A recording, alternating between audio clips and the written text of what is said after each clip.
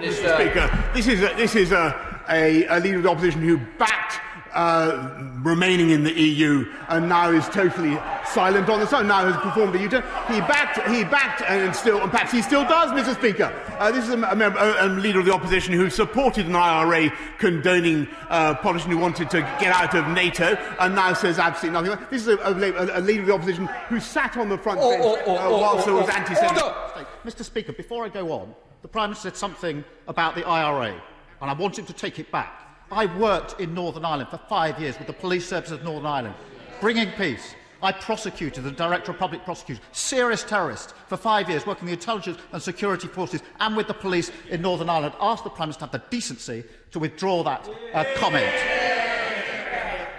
Well, Mr. Speaker, I'm very happy to say that I think that I listened to the protestations of the right honourable gentleman. I think they would have been more in order throughout the long years in which he supported a leader of the Labour Party.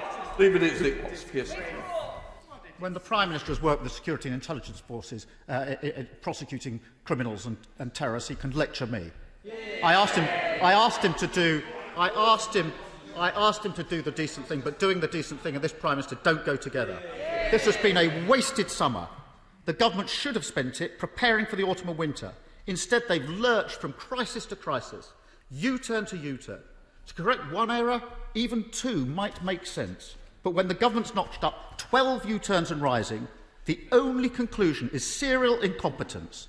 That serial incompetence is holding Britain back. Will the Prime Minister take responsibility and finally get a grip?